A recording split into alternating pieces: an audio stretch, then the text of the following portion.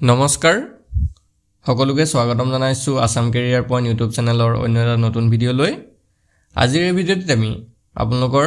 আগন্তুক অনুষ্ঠিত হ'ব লগা আৰআৰবি ৰেলৱে গ্ৰুপ ডি পৰীক্ষাৰ বাবে সহায়ক হোৱাকৈ গণিতৰ আৰু এটা নতুন ক্লাছ লৈ আহিছো তো এই ক্লাছটোত আমি কিছুমান ইম্পৰ্টেন্ট ফৰ্মুলা আৰু লগতে কিছুমান শৰ্ট ট্ৰিক্সৰ সহায়ত আপোনালোকক কোৱেশ্যনখিনি কৰাই দিম যাতে এক্সামত গৈ খুব কম সময়ৰ ভিতৰতে এনে ধৰণৰ কোৱেশ্যনবোৰ সলভ কৰিব পাৰে আৰু এটা কথা ইয়াতে আপোনালোকক জনাই থওঁ যদি আপোনালোকে আৰআৰবি গ্ৰুপ ডি পিডিএফ খিনি ল'ব বিচাৰে আৰু এই কেইদিনত ভালদৰে পঢ়িম বুলি ভাবে তেতিয়াহ'লে আমাৰ পৰা কেৱল 99 টকা পে কৰি পিডিএফ খিনি লৈ ল'ব পাৰিব আৰু তাৰ পৰা যদি গোটেইখিনি পঢ়ি যাব পাৰে বহুত কোৱেশ্যন তাৰ পৰা কমন পৰিব সেইকাৰণে যদি লাগে স্ক্ৰিনত দিয়া নাম্বাৰটোত আমাক হোৱাটছআপত মেছেজ কৰি লৈ ল'ব ঠিক আছে এতিয়া আমি কোৱেশ্যনখিনি চাওঁ তো ফাৰ্স্ট কোৱেশ্যনটো কি দিছে এজন ব্যক্তিয়ে প্ৰতি ডজনত ৰেছ পিত কিছুমান বস্তু কিনি প্ৰতি বস্তুৰ বাবে ৰেছ p/8 ত বিক্ৰী কৰে তো তেওঁৰ লাভৰ শতাংশ কিমান হ'ব কি কৈছে ভালকে কোৱেশ্যনটো বুজক যে ব্যক্তি এজনে প্ৰতি ডজনত কিমান টকাকে কিনে p টকাত কিনে হয়নে আৰু সেই বস্তুৰ প্ৰতিটো কিমান টকাত বেচে p/8 টকাত বিক্ৰী কৰে তো তেওঁৰ লাভৰ শতাংশটো কিমান হ'ব সুধিছে তো আমাক কি কি দিয়া আছে সেই বস্তুটো আমি একবাৰ চাওঁ আমি যদি চাওঁ 1 ডজন মই ডি বুলি লিখিছো 1 ডজন বস্তু তেওঁ কিমান টকাত কিনে p টকাত কিনে হয় না নহয় 1 ডজন বস্তু কিনে p টকাত আৰু 1 ডজন বস্তু তেওঁ বিক্ৰী কৰে কিমান 1 ডজন বস্তু তেওঁ বিক্ৰী কৰে কিমান টকাত বিক্ৰী কৰে হেতু হ'ব p/8 * 12 ঠিক আছে এতিয়া p/8 * আমি 12 কেলে কৰিছো কাৰণ 1 ডজনত 12টা থাকে আৰু তেওঁ কৈছে যে প্ৰতিটো বস্তু p/8 টকাত বিক্ৰী কৰে তো হেকাৰণে p/8 * 12 কৰি দিছো এতিয়া যদি আমি কাটাকাটি কৰো 4 যদি 8 কাটো দুবাৰ যায় আৰু 12 যদি কাটো তিনিবাৰ যায় তো এটো কিমান হ'ব 3p/2 ঠিক আছে তো এটা বস্তুৰ 1 ডজন বস্তু বিক্ৰী মূল্যটো হৈ যাবগে 3p/2 টকা ঠিক আছে এতিয়া আমি যদি চাওঁ লাভ কিমান হয় এটাকে লাভটো হ'ব 3p/2 minus p ঠিক আছে 3p/2 minus p আৰু এটুক যদি আমি ক্যালকুলেশন কৰো 2 আহিব 3p minus 2p 3p minus 2p কৰিলে কিমান হ'ব p p/2 তো লাভটো কিমান হ'ব প্ৰতিটো বস্তুৰ লাভটো হ'ব p/2 এটাকে আমাক উলিয়াব দিছে লাভৰ শতাংশ তো লাভৰ শতাংশটো যদি আমি উলিয়াবলৈ যাওঁ লাভৰ পাৰ্সেন্টেজ ঠিক আছে লাভ পাৰ্সেন্টেজ যদি উলিয়াবলৈ যাওঁ কি হ'ব p/2 * 1/p * 100% ঠিক আছে এটো হ'ব আমাৰ লাভৰ শতাংশ এতিয়া আমি যদি এটো ক্যালকুলেশন কৰো 2 যদি আমি 1 কাটি দিও 50 যাব আৰু এটো p কাটা গল থাকিলে আমাৰ 50% তো লাভৰ পাৰ্সেন্টটো হলগে আমাৰ 50% বুজি পাইছে কোৱেশ্যনটো বুজি পাইছে অপচন সি টো হৈ যাব কাৰেক্ট আনসাৰ এটো হৈছে আমাৰ কোৱেশ্যনটো কৰাৰ ট্ৰিক্সটো ঠিক আছে এতিয়া আমি নেক্সট কোৱেশ্যনটোলৈ যাওঁ নেক্সট কোৱেশ্যনটো চাওক এজন ব্যক্তিয়ে 891 টকাত এখন কিতাপ বিক্ৰী কৰি নিজৰ খৰচৰ 1/10 অংশ লাভ কৰিলে মানে 891 টকাত বিক্ৰী কৰাৰ পিছত তেওঁৰ যেটো কিনা দাম আছিল মানে কিনা দামৰ 1/10 অংশ লাভ কৰিলে তো কিতাপখনৰ ক্ৰয় মূল্য কিমান হ'ব মানে কিনা দাম কিমান হ'ব কৈছে এতিয়া আমাক কি দি আছে যে কিতাপখন তেওঁ কিমান টকাত 891 টকাত বিক্ৰী কৰাৰ পিছত যেটো কিনা দাম আছিল তাৰ 1/10 অংশ লাভ কৰিলে তো কিতাপখনৰ ক্ৰয় মূল্য কিমান হ'ব তো আমি ধৰি লৈছো যে ধৰু কিনা দামটো কিমান ধৰি লৈছো কিনা দাম x টকা ঠিক আছে কিনা দামটো কিমান x টকা এটাকে বিক্ৰী মূল্যটো কিমান হ'ব আৰু লাভটো কিনা দাম x টকা এটাকে লাভটো কি হ'ব x/10 ঠিক আছে লাভটো হ'ব x/10 টকা কাৰণ 1/10 অংশ বুলি কৈছিলে সো লাভটো হ'ল 1/10 টকা এটাকে যেটো বিক্ৰী মূল্য হেতু কিমান হ'ব বিক্ৰী মূল্যটো হ'ব x + x/10 আৰু এটুক যদি আমি ক্যালকুলেশন কৰো তেতিয়া এটো হৈ যাবগে 10x আৰু x হলে 11x বিক্ৰী মূল্যটো হ'ব 11x/10 এতিয়া 11x/10 মানে আমাৰ কিমান দিত হৈছে 891 ঠিক আছে 11x/10 মানে কিমান আমাৰ দিত হৈছে 891 তো এটু যদি আমি সলভ কৰি দিও আমাৰ আনসাৰটো ওলাই যায় তো এটু কিমান হ'ব x = কি হ'ব 891 * 10/11 এতিয়া 11 যদি আমি 891 কাটি দিও তেতিয়া যাব এটো 81 তো 81 আৰু 10 পূৰণ কৰিলে কিমান হ'ব 81 আৰু 10 যদি পূৰণ কৰি দিও তো হৈ যাব 810 তো আমাৰ যেটো x ৰ ভ্যালু এটো ওলালেগে 810 মানে আমাৰ যেটো কিতাপখনৰ কিনা মূল্য বা ক্ৰয় মূল্য হেতু ওলালে 810 টকা তো ইয়াৰো অপচন সি টো হ'ব কাৰেক্ট आंसर বুজি পাইছে এনে ধৰণে আমি কোৱেশ্চনটো সলভ কৰিব পাৰিম তো নেক্সট কোৱেশ্চনটো আমি আগবাঢ়িব পাৰো নেক্সট কোৱেশ্চনটো চাওক এজন লোকে 2470 টকাত 26 কেজি চাউল ক্ৰয় কৰিছিল তাৰ 10 কেজি প্ৰতি কেজিত 110 টকাত বিক্ৰী কৰিছিল 70 টকা লাভ কৰিবলৈ তেও বাকি থকা চাউলখিনি কিমান দামত বিক্ৰী কৰিব লাগিব কি কৈছে চাওক এজন লোকে 2470 টকাত 26 কেজি চাউল কিনিছিলে তাৰে তেও 10 কেজি বেচিছিলে 110 টকা কিলো মানে 110 টকা প্ৰতি কিলোত আৰু এতিয়া কৈছে যে 70 টকা যদি লাভ থাকে তেও টোটাল যদি 70 টকা লাভ কৰিব লগা হয় তেতিয়া বাকি থকা চাউলখিনি কিমান দামত বিক্ৰী কৰিব লাগিব তেও টোটাল কিমান কিনিছিলে চাউল 2470 টকা হয় নহয় আৰু তেও লাভ কৰিব কিমান খুজিছে 70 টকা লাভ কৰিব খুজিছে তো ইয়াৰ পৰা আমি এতিয়া কোৱেশ্চনটো সলভ কৰিব লাগিব ঠিক আছে তো তেও 26 কেজি চাউল 26 কেজি কিমান টকাত কিনিছিলে 2470 টকাত কিনিছিলে হয় নে নহয় এতিয়া 26 কেজি চাউলত তেও লাভ কিমান কৰিব খুজিছে লাভ কৰিব খুজিছে 70 টকা তো লাভ কৰিব যদি 70 টকা খুজে তেতিয়া তেও যেটো বিক্ৰী মূল্য হ'ব লাগিব সেই বিক্ৰী মূল্যটো টোটাল হ'ব লাগিব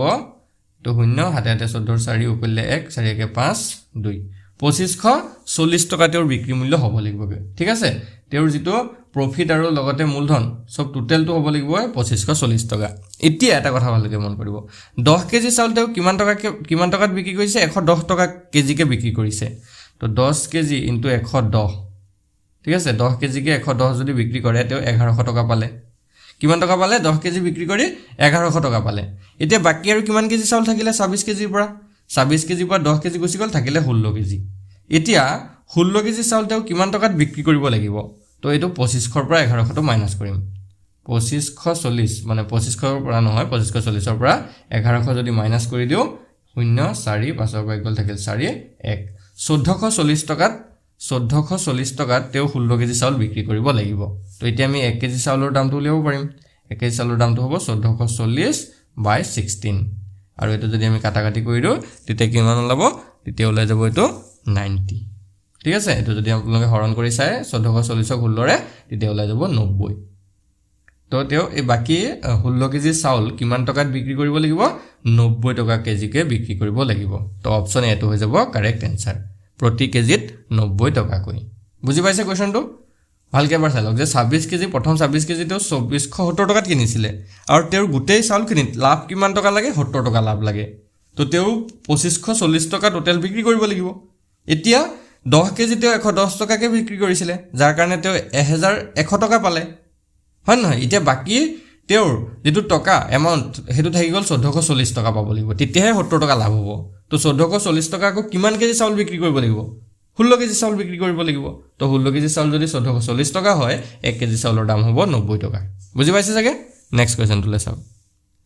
নেক্সট কি কৈছে এজন মানুহে 20000 টকাত এটা ঘোঁৰা আৰু এটা গাড়ী কিনিলে তেও ঘোঁৰাটো 20% লাভত আৰু গাড়ীখন 10% লোকচানত বিক্ৰী কৰিছিল ইয়াৰ ফলত মুঠ লেনদেনৰ ওপৰত তেও 2% লাভ হয় তো ঘোঁৰাটোৰ ক্ৰয় মূল্য কিমান হ'ব উলিয়াব দিছে 20000 টকাতে তেও এটা ঘোঁৰাও কিনিছিলে আৰু তাৰ হেখিনি ভিতৰতে মানে এটা গাড়ী কিনিছিলে তো ঘোঁৰাটো 20% লাভত বিক্ৰী কৰিলে আৰু গাড়ীখন 10% লোকচানত বিক্ৰী কৰিলে আৰু তাৰ ভিতৰটো লাভ লোকচানৰ ভিতৰটো তেও টোটাল 2% এটা লাভ হয় তো ঘোঁৰাটোৰ ক্ৰয় মূল্যটো কিমান হ'ব ঠিক আছে ঘোঁৰাটোৰ ক্ৰয় মূল্য কিমান হ'ব আমাৰ উলিয়াব দিছে তো এই কোৱেশ্চনটো অলপ ক্ৰিটিকেল নিচিনা লাগিলো এবাৰ যদি আপোনালোকে গম ফৰ্মুলাটো বা ট্ৰিক্সটো বুজি পায় লগে লগে উলিয়াব পাৰিব তো আমি ধৰি লৈছো লেট ঘোঁৰাটোৰ যেটো দাম হেতু ধৰি লৈছো x টকা ঠিক আছে ঘোঁৰাটোৰ দাম x টকা এটাকে গাড়ীখনৰ দাম কিমান হ'ব এটো ঘোঁৰাটো দেই মই ঘোঁৰাটোক h বুলি লিখিছো হৰ্স তে গাড়ীখন যেটো আছে কাৰ c কাৰখনৰ দামটো কিমান হ'ব 20000 মাইনাস x টকা হয় নহয় 20000 মাইনাস x টকা হ'ব কাৰণ ঘোঁৰা আৰু গাড়ী দুটা মিলাইহে 20 টকা হয়গে 20000 হয়গে তো এতিয়া আমাৰ যদি চাও যেটো এড কৈ থৈছে যে টোটাল কিমান হয়গে লাভ লোকসানৰ টোটাল 2% লাভ হয়গে মানে কি ঘোঁৰাটোত যদি আমি 20% লাভ লগাও তেতিয়া কি হ'ব এটো x * 120 / 100 সাক ঘোঁৰাটোৰ ওপৰত কি 20% লাভ লগাইছো কাৰণে 120 হল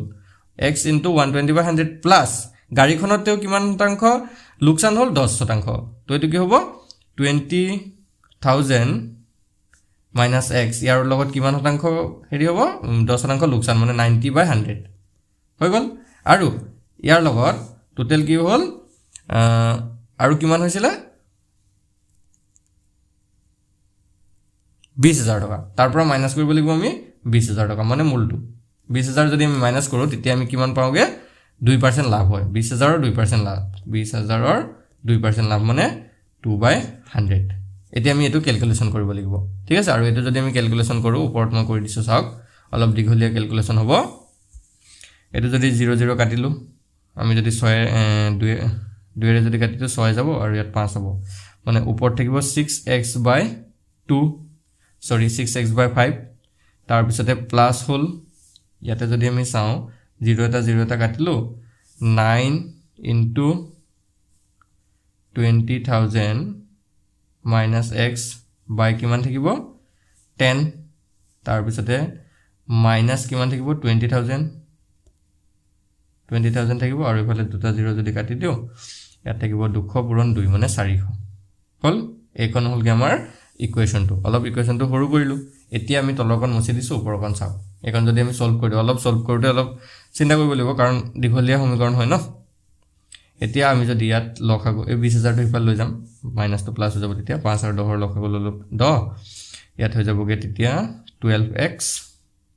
প্লাস 9 আৰু 2 9 2 18 1 2 3 4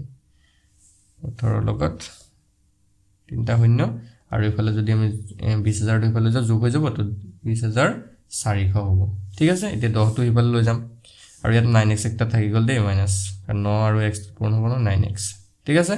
12x ৰ পৰা 9x গুচি গল থাকিলে 3x আৰু ইফালে থাকিলে 20400 আৰু 10 টো ইফালে গলে পূৰণ হ'ব আৰু এটা 0 বাহি যাব বাকি 1,80,000 টো ইফালে গলে মাইনাস হৈ যাব মাইনাস 180,000। এতিয়া আমি যদি মাইনাস কৰি দিও 2,04,000 ৰ পৰা 1,80,000 টো যদি আমি মাইনাস কৰি দিও তেতিয়া কিমান থাকিব এটো 0 0 ইয়াত থাকিলে 4 ইয়াত 18 20 উঠা গল থাকিল 2 24,000 3x কিমান থাকিলে 24,000 তো x ৰ ভ্যালুটো হ'বগে 24 ক যদি আমি 3 কাটি দিও 3 গুণ 24 8,000 তো x ৰ ভ্যালুটো আমাৰ কিমান থাকিলেগে টোটাল 8,000 বুজি পাইছে মানে আমাৰ ঘোৰাটোৰ দাম ওলালগে 8,000 টকা। অপচন সি টো হ'ব কারেক্ট आंसर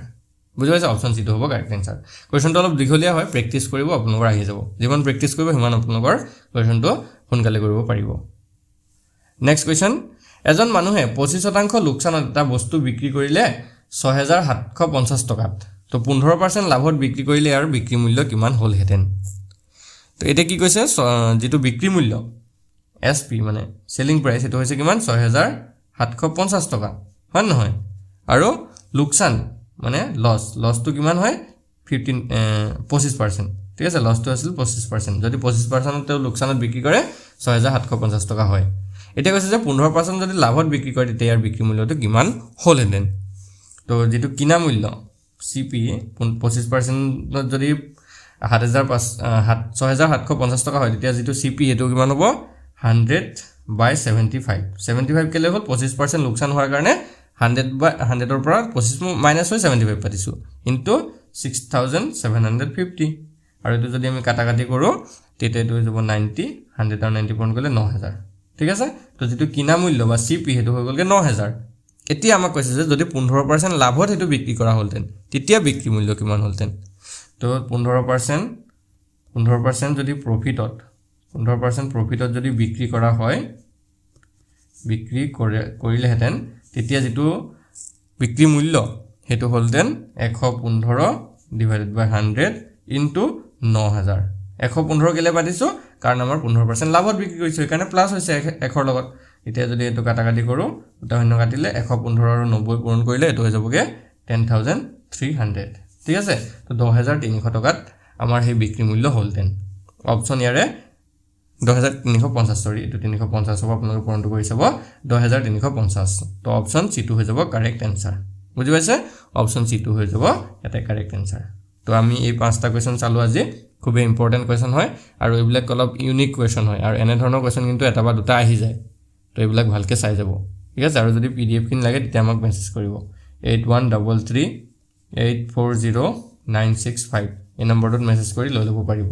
99 টকাত RRB গ্ৰুপ ডি অল ছাবজেক্টৰ PDF পাই যাব আৰু যদি SSC GDৰ কাৰণে আপোনালোকে প্ৰিপাৰেশ্যন কৰিম বুলি ভাবিছে তেতিয়া 149ত SSC GDৰ অল ছাবজেক্টৰ PDF পাই যাব ধন্যবাদ